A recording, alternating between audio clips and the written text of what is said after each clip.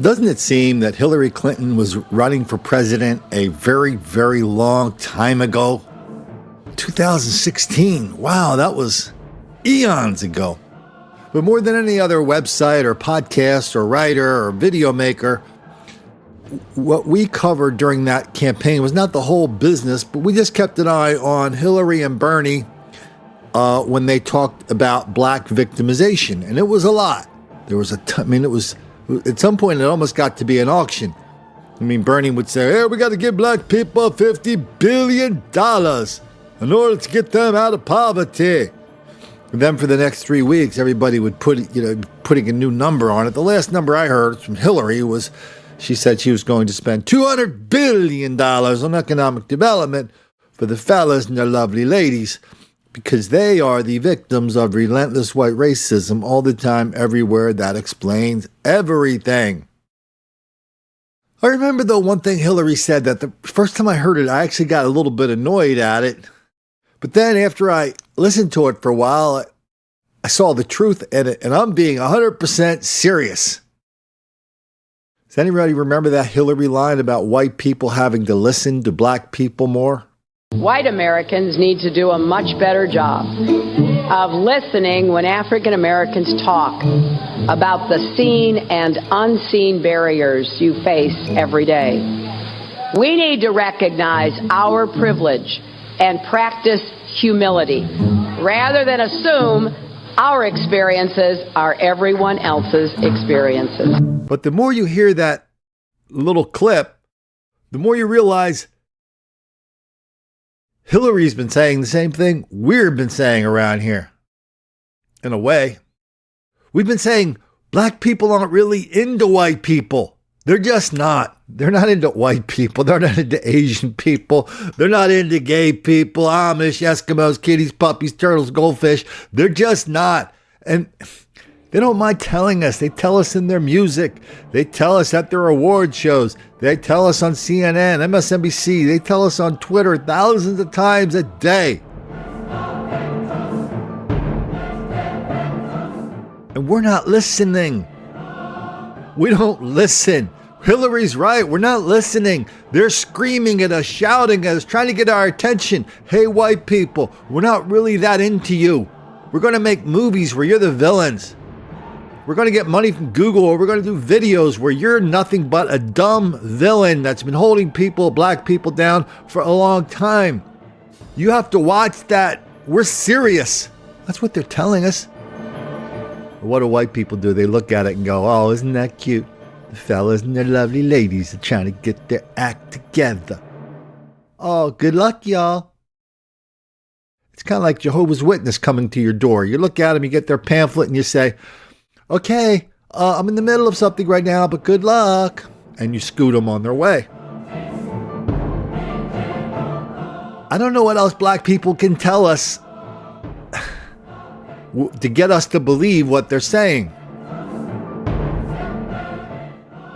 Let's take a little trip to Philadelphia for a little trip to their nextdoor.com page where they talk about a recent crime that went down. Let's see how the fellas and their lovely ladies are talking about it.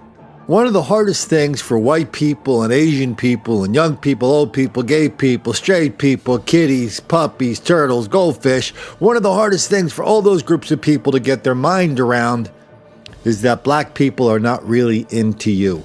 They're not really into us. They don't like us that much.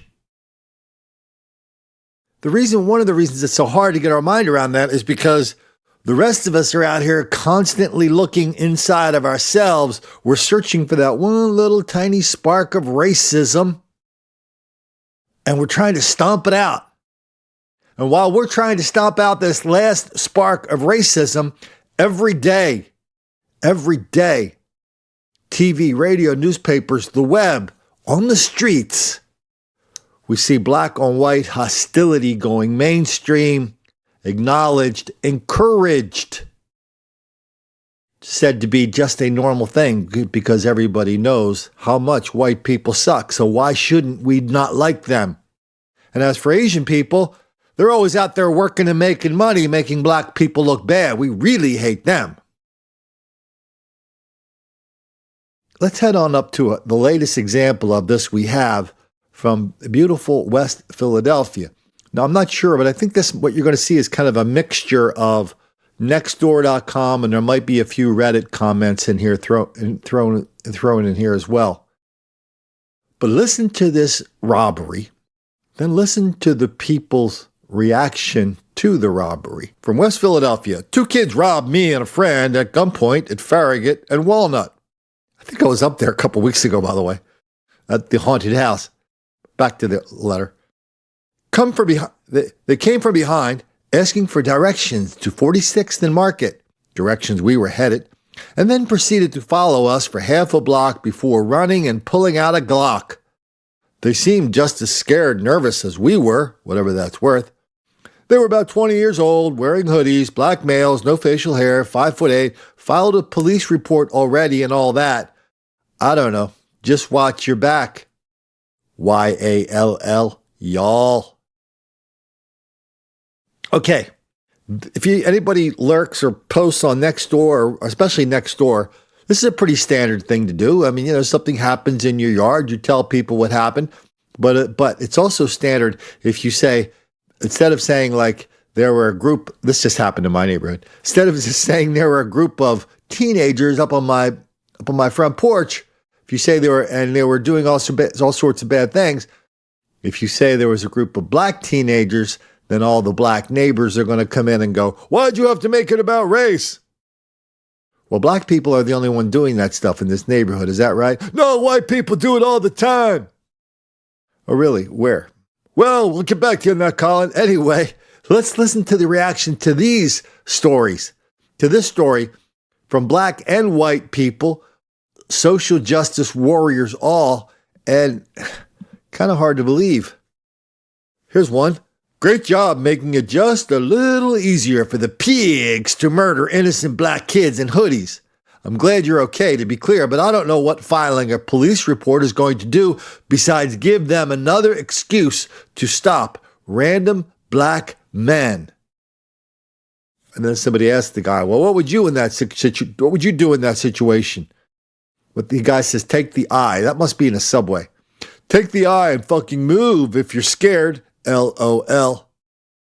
That's something we hear a lot on this page about people being scared. We are not scared. We are aware. We are not scared of these thugs. We're aware so we can act if we ever in a position where we have to act. Why don't we go to this person? Jesus. The lack of awareness of the implications of potentially sending 2 black kids to their deaths is astounding. We can be bummed this happened, but also be critical of how we automatically respond to crime. And he puts up a little meme that says, the whites are at it again. So, I know, you didn't read that wrong. You read it right. You heard it right. Calling the police on 2 black people who robbed 2 other people who I think are white, calling the police means you are unaware of the implications of sending 2 black kids to their death.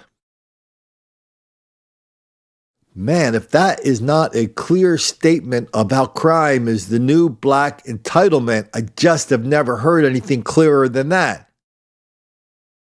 Do you get it now? Are you getting it? They're just not into you. They're not into you. They're not into you on a level you cannot even imagine. You're worrying about whether, you open the door or polite to that black person in the drugstore the other day. Oh my God, you're living on another planet for people who look at you and say, hey, it's okay if you get killed, but damn it, nobody better report that because, that's going to make black people look bad. That's the world you're living in right now in the United States of America. Capiche? Wow. Here's another comment. Watch the cops find a reason to kill 2 black kids with facial hair anyway and then claim they fit the description or they were scared. There's another Comment from one of the geniuses out in West Philadelphia. Boy, both y'all don't know shit about the streets. Both y'all look fadeable and muggable. Wow. How many times have we talked here about what just happened there? The two fellas came up to those two white guys on the street and they asked them a question. Hey, do you know where 46th and Market Street is? They know where 46th and Market Street is. What they didn't know is how easy you were going to be to rob. Were you going to put up a fight? Did you have any money? Was it going to be easy to get it from you? Do you think they were carrying a gun? That's what they wanted to know. You gave the wrong answer. Whatever the correct answer was, you didn't give it because you got robbed. God, now I'm starting to sound like the fellas on these pages who are mocking and scorning the victims. But in that posting, there was a little bit of apology for kind of noticing some bad business in the old hood. Did you kind of catch that?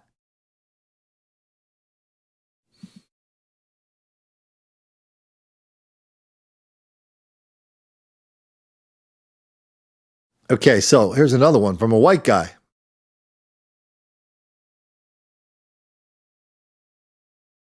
There's a little bit of talking here about lockout cards. I don't even know what that is. But then he's encouraging those two people to take the L, take the subway. If they got a few bucks, that's sort of on whites, me, the guy who's talking here is a white, that's sort of on me to acknowledge our failures to bring about reparations. And the dudes were just taking the bread because we didn't give it. I take an aggressively semiological approach to criminal justice so that I totally understand. I really hope this never happens again. I also hope that this is a learning opportunity, though. Maybe some time to volunteer? So sorry that happened to you. It's not good. No, you can't have it both ways. Can't go around telling people, sorry you got robbed. Now this is a learning opportunity for you to go do some volunteer with the fellas and the lovely ladies to learn about why you got robbed and why you shouldn't have even have to been robbed. You should have just given them the money. Good Lord, how do these stupid people stay alive for one day at a time? I don't even recognize that. The stuff, that sucks what happened to you in filing report for insurance stuff. I understand that. But posting here like you did is just putting more targets on black men and telling white people to be needlessly scared. We're not scared of you, fool. We are aware of this enormous black on white hostility. It's literally a white person posting about two black men, or possibly boys, without a real description. It stokes fear. It adds to the scary black man trope. It's not a trope. It's something that is real in that neighborhood for the white people who decide, for whatever reason, they have to move into West Philadelphia because they're down with the cause. The cause is going to be down with them. It's just worth noting what happens to those people. Here we go. Here's a good one. I want y'all to understand how this affects me. The robbers have not been caught. I'm very large and black and live a block away from where it took place. I wear all black all the time. I fit the description. I'm worried because the cops will stop and question me. It happened already last week for a similar crime in the area. I am afraid for my life. Fuck the police. Fuck this white liberal nonsense. Fuck y'all. I'm at risk of dying now. Fighting back against crime puts innocent black people in danger of losing their lives. Do you get that? Do you get how screwed up that is? Oh, it gets more screwed up. All over the country, this level of black on white hostility, it hasn't bottomed out yet. People are just kind of mining the bottom and they keep finding new ways to go lower and lower and lower. Out in Davis, California, this was a white guy. A white guy kills a new cop, a 22-year-old cop. Her name was like Natalie Corona or something like that. Natalie Corona up in Davis. Now, if you've ever been to Davis, you know Davis It's a college town, UC Davis. That town is most famously for it has the highest concentration of bikes in the world or something like that. So, you got your social justice warriors hanging out at Davis. So this woman gets shot, killed, Natalie Corona. She was a Davis police officer. And all these groups surrounding Davis in Sacramento and on the campus, they started criticizing this woman because she was taking a picture with a flag of the Blue Lives Matter movement. We use their stuff here a lot. And they called the picture of their Blue Lives Matter, they said it was repackaged Nazi propaganda. The pictures of this woman, this dead cop, they were calling that repackaged Nazi propaganda.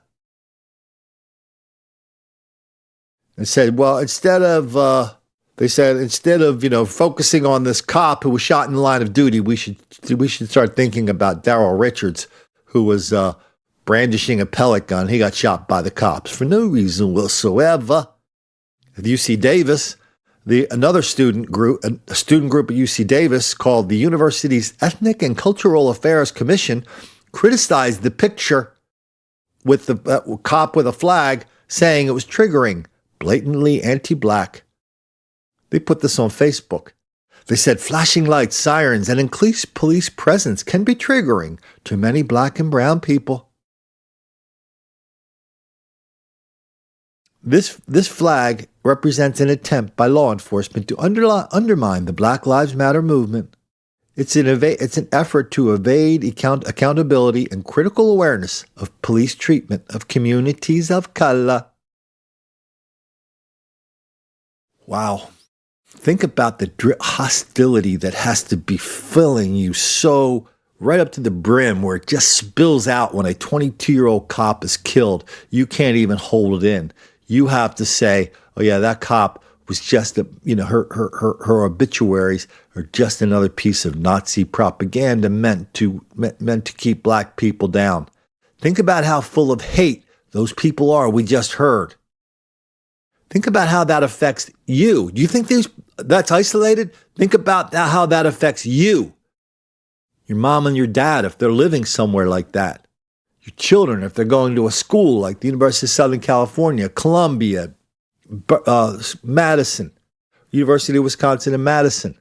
Lots and lots of schools, lots of fellas just patrolling on the outside, waiting for that one little lost sheep to leave the flock. Temple University, right near, not too far from where this first story took place. They have the largest police force of any college in the world. I wonder why that is.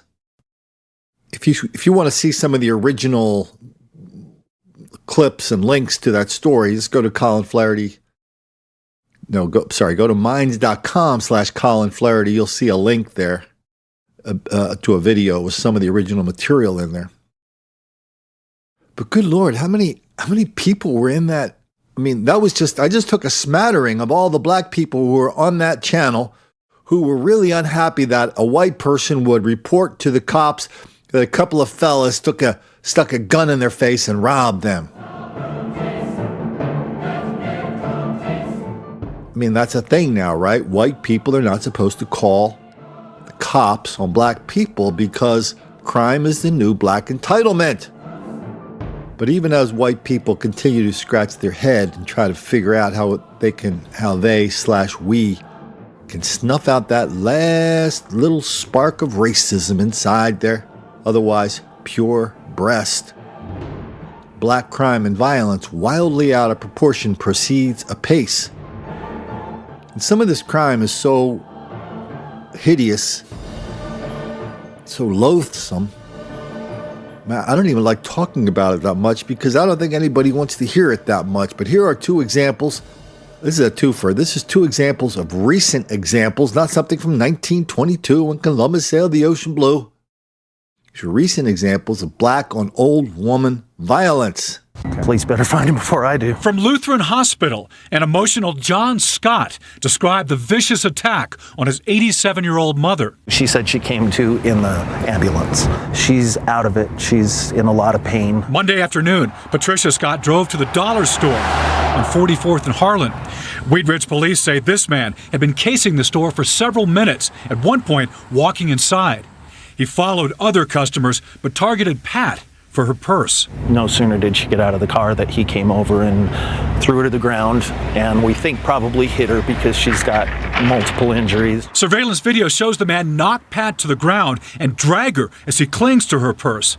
She finally lets go as the criminal sprints from the scene. She was very stubborn about it and was holding on to her purse for dear life, and he got it and ran. Pat suffered broken bones and head trauma. He's got a broken elbow, broken ribs, head trauma. The shock of what happened to Susana Yee's grandmother Tuesday morning is almost impossible to comprehend. And my dad was the one who found her here. When a tenant of 88-year-old Yik Oi Huang reported her missing, Susana's father rushed to this Visitation Valley Park, where she walked every morning. He thought that there might have been a pile of old clothes, yet upon coming closer, he saw a body, and the body was my grandmother. The beating so brutal she was unrecognizable and choking on her own blood. But says she believes older Asians are targeted because they keep valuables at home. That's what we speculate. They are vulnerable. They are easy targets and defenseless elderly Asian women. There needs to be a change of mindset, how to communicate to our Asian seniors that this is not the way to keep your valuables. And so the second story was out of San Francisco. It was about one of the fellas who robbed an old Asian lady. As you heard in the story, you heard their woman's relatives saying, oh yeah, they're targeting old Asian people. You know, sometimes when I hear people say that, my temptation is to get a little impatient with them, because it's like, yes, we've been saying that in this channel, in my videos, in my books for a long time. So please don't come at me saying that you've never heard of this before. It just occurred to you now because you knew. People in San Francisco, the Examiner, they did a big story more than a couple of years ago that said the dirty secret of San Francisco, black on Asian crime, violence. That was in the headlines. I don't know how that snuck in there. They found out like 85% of the crime on San Francisco during the violent crime during this one period, especially the robberies, were black on Asian. We've done so many stories on that. I'm thinking of a story out of LA where one of the reporters in LA did the exact same story, stuck a microphone in front of a kid's face who had just gotten out of prison. He and his buddies used to walk around targeting Asian people. He said, yeah, we target the ladies because they had money and they couldn't fight back. But now I've been saved, so I'm not doing that stuff anymore. That's what he told the reporter in L.A. Now, do people still believe this fairy tale that we see in Les Miserables? Liam Neeson driven to desperation because he cannot get his little girl a loaf of bread. So he breaks into the monastery, steals the candlestick so he can give his little girl some bread. Is that the fairy tale we're hearing? People have bread. People have food stamps. Nobody's starving in this country. But yet we keep treating these miscreants, we keep treating black crime as if they are. If you go around beating up a little old Asian lady just because she's walking around near her apartment building, do you really think that's about buying somebody a loaf of bread for a loved one sitting at home? Or does that speak of something, or does that speak to a level of depravity that you and I cannot even imagine? So many of us pretend it doesn't exist because you and I cannot imagine it. Every college in America has a Black Studies department. You ever see them Any of them study black crime except for the fact that cops are always picking on black people for no reason whatsoever? There was one study that I saw, just one. I think I talked about it in Don't Make the Black Kids Angry. There was just one study about, hey, what's up with all this violence against old women? They found it was a black thing wildly out of proportion. What's up with the rape against old women? A black thing wildly out of proportion. Of course, they said it wasn't about money. It wasn't about sex. It was about some kind of rage directed at white people. And for our purposes, everybody who's not black is white, okay? That's another thing black people are telling us. We're not listening. All right, let's take a short break so I can sell some merchandise. Oh, seriously, we have a store at teespring.com. You can get a link to the store at colinflaherty.com. Just look for the thing that says merchandise. You can get shirts and mugs, hoodies with all these cool designs that say denial, deceit, delusion, or racism, definition of racism, any conservative winning an argument with the liberal, all kinds of cool stuff taken from these videos on cups and on shirts. And all these things are the kind of thing that you can wear outside. I remember when I wouldn't change the title of White Girl Bleed a Lot or Don't Make the Black Kids Angry at all.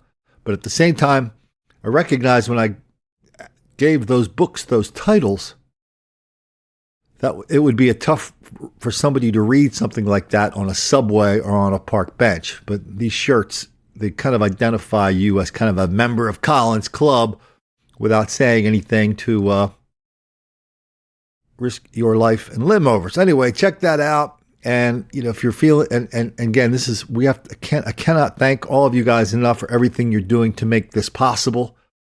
People send me stories. That's fantastic. People share stories that we publish here.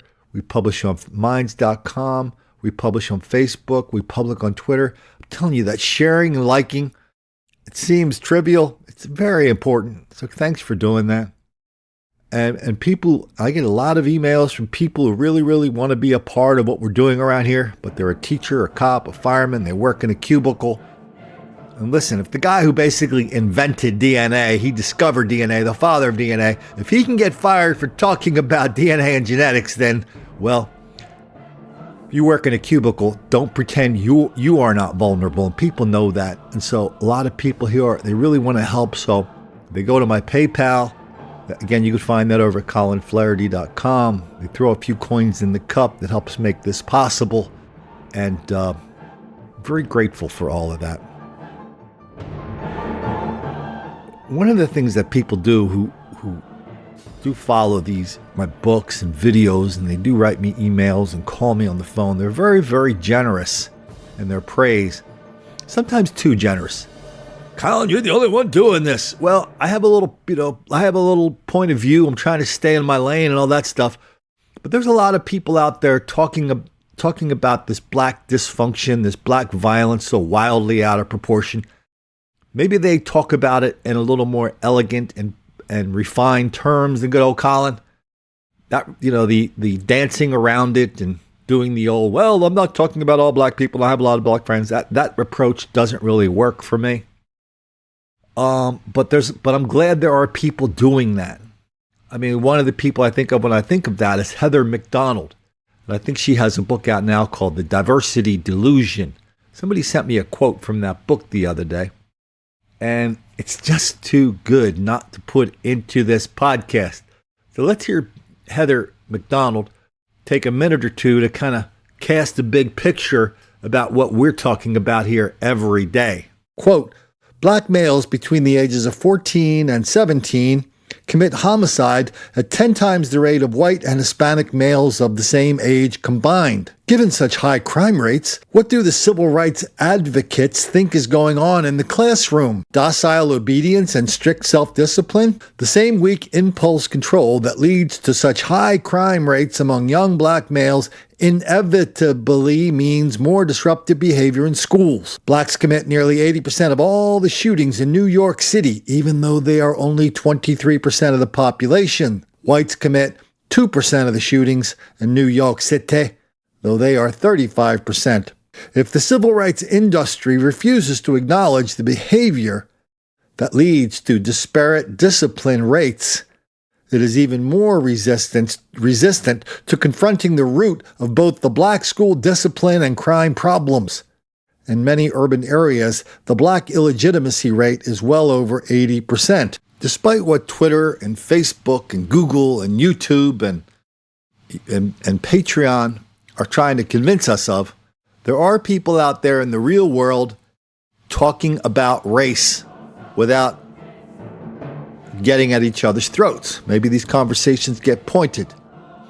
Maybe they cause some hard feelings. I don't know. But there are people out there talking about it. And the fellas and their lovely ladies, well, a lot of times they throw their hands up and they'll just say, hey, I don't have time to explain this to you. They don't really have time. They feel like they don't have time to explain. In 1492, Columbus sailed the ocean blue, and that was just in the middle of 4 million years of white racism that keeps black people down. But even so, the people over at The Root, including a guy who writes this kind of stuff every month named Michael Herald, he writes a column called Race Matters. And he just wrote a column basically kind of giving black people some responses when white people come at them with transparently true and obvious things that are true, but which we never hear on television or radio or anywhere really, unless you're checking out some of my stuff and a couple of other people's stuff. Anyway, so this is from The Root. Why don't we check out The Root? We're going to hear what The Root says. It's kind of a cheat sheet, right? It's like when Colin Flaherty says this, here's what you say back. Put that dude in his place, man. Here's a list. Here's the name of the article. 2019 list of things black people are too ashamed to talk about. I think they kind of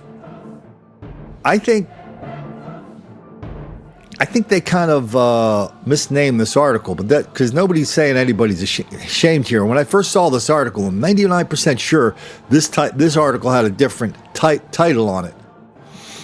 But why don't we go through this, because this is something that's very instructive. Here you go, from Michael Herald, from The Root. You've seen them before.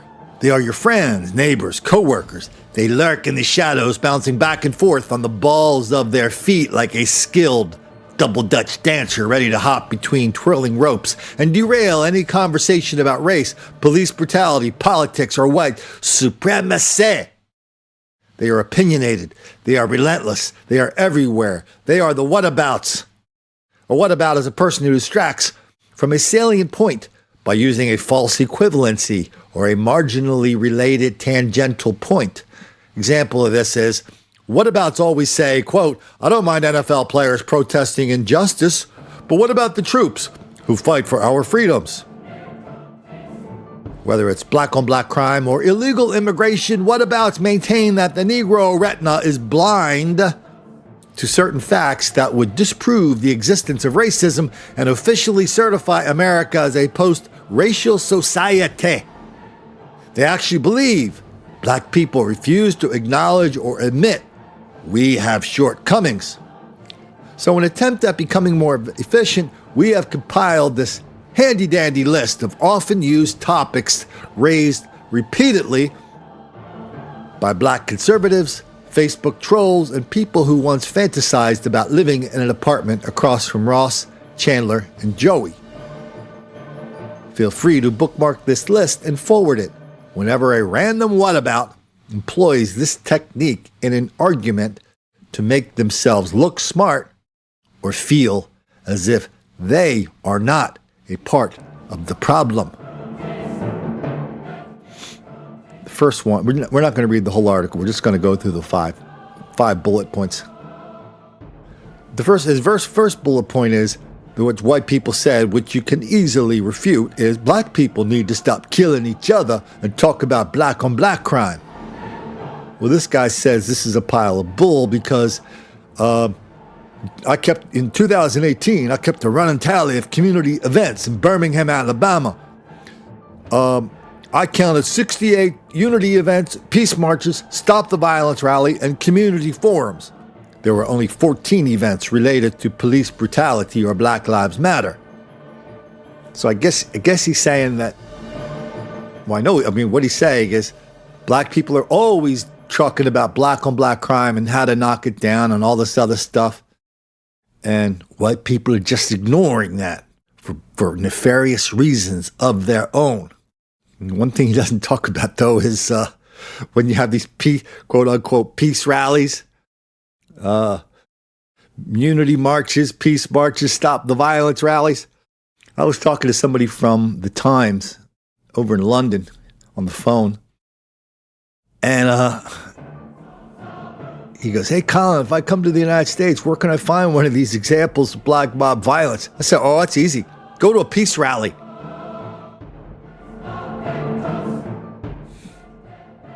So if you say, what about black on black crime? The black people are instructed to remind you that black people are taking care of this amongst themselves all the time. Another thing he doesn't want black people kind of succumbing to or listening to is the idea that too many black children live in single parent homes. Here's what he says about that. There was too many black people. There isn't a black person in America who doesn't think black men need to step up. We've heard it at every church service, hair salon, and Thanksgiving dinner. While the reason for the proliferation of single-parent homes in the black community is due to a number of factors, including the history of slavery.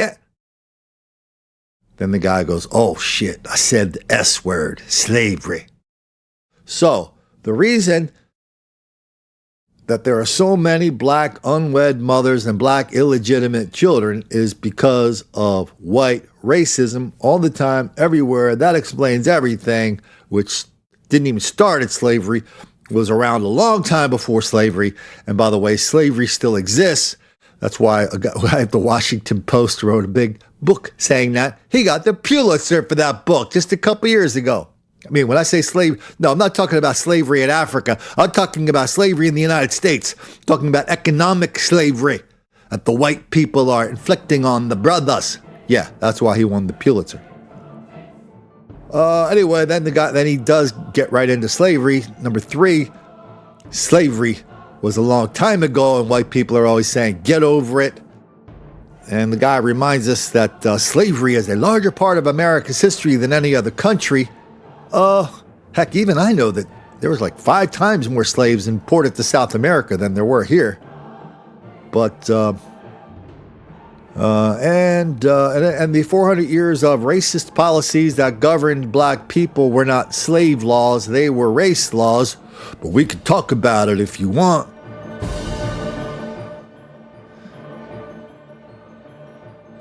Here's another thing he doesn't like. Here's another thing black people don't like hearing from white people. It's about hard work in education because, 400 years of free labor that transformed America into an economic superpower shows that blacks are lazy. He's being sarcastic. He's being sarcastic here. Well, is that what really made North America a great continent? Made the continental United States a great place? Free labor from black people. I'd say, it's a Farrakhan thing. That's a Black Caucus thing. I don't know. I don't think so, but that's what they believe. That's what the reparations are all about, right? So we built this $8 gajillion trillion empire. Now we want our cut. Then he goes on to remind everybody that white people are on welfare too, not just black people, and black people go to college too, but white people make more money, and, bam. Then the last thing he talks about is Asian Jews who live in Chicago.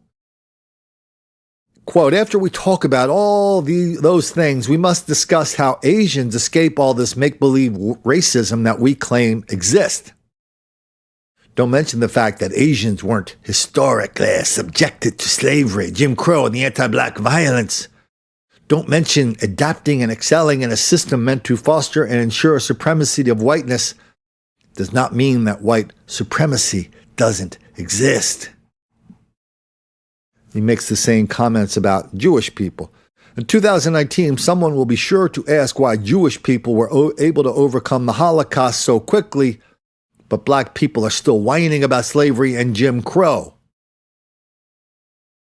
So anyway, he basically, then he says, if we studied history, we could explain that comparing anti-Semitism in Nazi Germany to America's institutional racism is like comparing an apple to the entire global apple industry.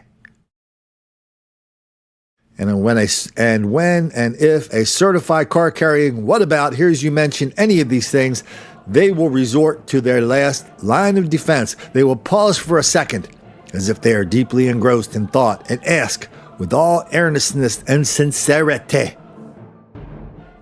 what about Chicago?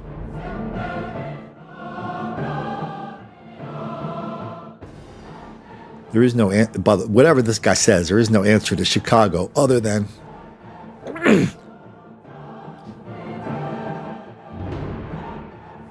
the answer to Chicago requires a calm demeanor, knowing that the only thing scarier to white people than Chicago is being outsmarted by a colored brain. You must look them straight in the eye, as if you were staring at a high-definition footage of their blackened soul. Then you must mimic the whatabout's sincerity and their pause. After a few seconds, with your voice exuding happiness and no sign of scorn, you should say, well, that's certainly an interesting way to say nigga. If you follow these instructions, you should be whatabout free for the rest of the year.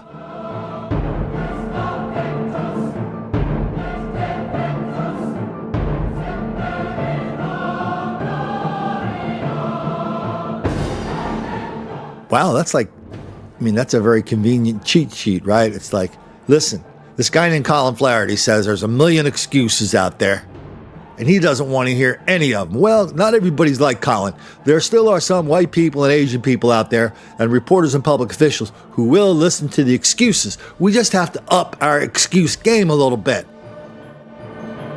So if we keep making them, forcing them into a position where they're ignoring, denying, condoning, and excusing, encouraging, and even lying about this level of black violence and dysfunction, well, that's all we can do, 1 year at a time, 1 day at a time. Just be in denial, deceit, and delusion about this ridiculous level of black violence doing so much damage. Just the other day on the radio, I heard a conservative local talk show host had the chief of police on. They had their hands in the air doing the Rocky victory dance because he was the chief of police of a chocolate town. He was telling everybody the shootings are down, the murders down, their town's coming back. And somebody called up and said, what about this block? What about that block? What about this area, that area? Because all these callers were calling up and going, hey, yeah, even when I go to the bad parts of town, parentheses, black part of town, on parentheses, I still feel safe. Another caller called up and said, hey, what about this? You start naming blocks, specific, very dangerous blocks. And then the host said, oh no, I know a lot of people down there. They're all safe as could be. And so now we have people on the radio and the national media as well. They're selling this fairy tale of black victimization. They're selling this fairy tale of black, relentless white racism on black people. They're selling this fairy tale that black neighborhoods aren't dangerous. That's just Colin making all this stuff up in his fevered imagination. White people are scared. We're not scared. We're aware. The people who are scared, a lot of them have good reason to be scared because they're afraid of their jobs.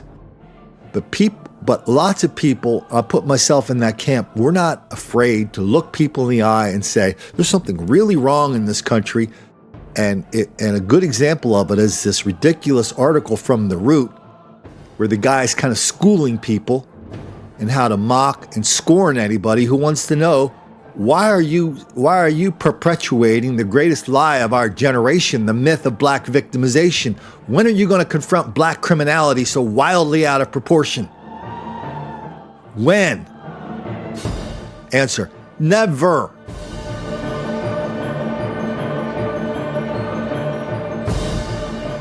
Because just like Congressman, then Mayor Emanuel Cleaver, Eldridge Cleaver is his cousin, Emanuel Cleaver of Kansas City said when they were getting ready to put a curfew on the Country Club Plaza in Kansas City, they went to Congressman Cleaver and they said, hey, Congressman, we know you're in town for something else, but what about this curfew we're going to put on this Country Club Plaza because there's been a lot of black mob violence at this plaza. It's supposed to be an upscale dining place. They built it next to a public housing project. What did the congressman say? He said, no, I don't want to do that because all that's going to do is make a lot of black kids angry.